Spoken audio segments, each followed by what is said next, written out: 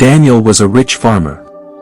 His land stretched far and wide, his barns overflowed with grains, and his home was filled with laughter.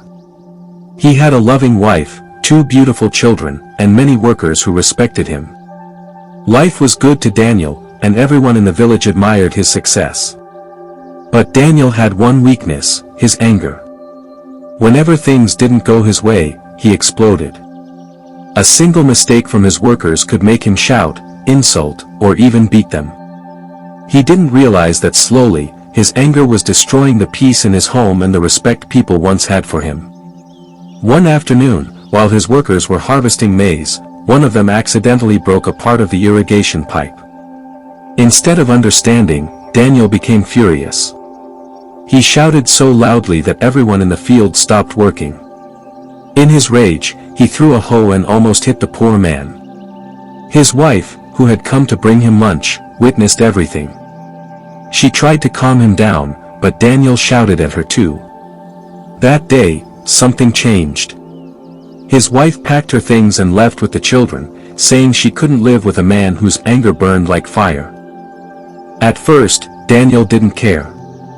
He said to himself, "Let her go. I don't need anyone." But as days passed, the house grew silent. The laughter was gone. Even his workers began to leave one after another.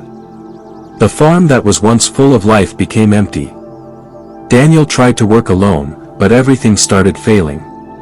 His crops dried up, his machines broke down, and his health weakened.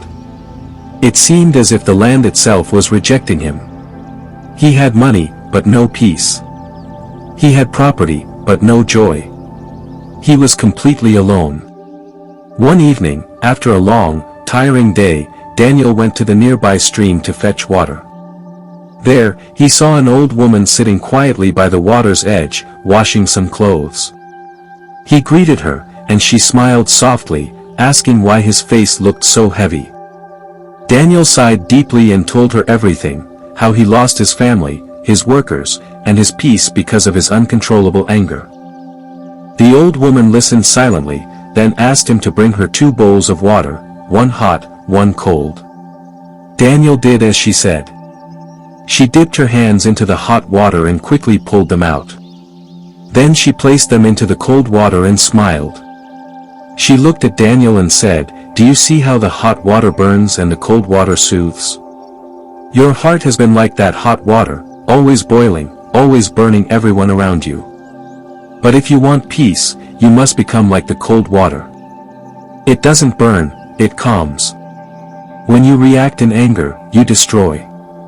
But when you respond with peace, you heal." Her words struck Daniel's heart like lightning. For the first time in his life, he felt the weight of his mistakes. Tears rolled down his cheeks as he realized how his temper had ruined everything he loved. The old woman smiled kindly and said, "It's not too late, my son. The same hands that destroy can rebuild if they learn patience." That night, Daniel couldn't sleep. He kept thinking about her words. Before dawn, he went outside, knelt on the ground, and whispered to himself, "I will change." The next morning, he walked to his field, touched the dry soil, and asked for forgiveness, from God, from the land, and from everyone he had hurt. He worked alone for weeks, planting new crops and tending the fields quietly. His hands bled, but he didn't stop. He was no longer working for wealth, he was working for peace. Slowly, the land began to respond. Tiny green sprouts appeared where the soil once looked dead. It was as if the earth itself had forgiven him. One by one, some of his old workers returned. They were surprised to find Daniel calm and humble. When they made mistakes, he didn't shout anymore. He simply smiled and said, "It's okay, we'll fix it together." The workers couldn't believe the change they saw. Soon, the farm became alive again, but this time filled with peace instead of fear. One day, as Daniel sat on his porch watching the sunset, he saw his wife and children walking down the path toward him. His heart raced, and his eyes filled with tears. His children hesitated to approach, still afraid of the man who used to yell. But Daniel knelt down, opened his arms, and said gently, "I've missed you. I'm not that man anymore." Slowly, his children ran to him, and he held them softly, whispering, "I'm sorry." His wife smiled through tears because she could see that the man standing before her was no longer driven by anger but by peace. In the days that followed, Daniel became a different man. His children played freely around him without fear. His workers worked with joy, knowing they wouldn't be punished for simple mistakes. When one of them accidentally dropped a basket of corn, Daniel simply picked it up and said with a smile, "It's just corn. We can always grow more." Everyone who saw him admired how much he had changed. His farm prospered again, his family found peace, and Daniel finally understood that real power is not in controlling others, but in controlling yourself. He realized that anger destroys faster than fire, and peace builds stronger than stone.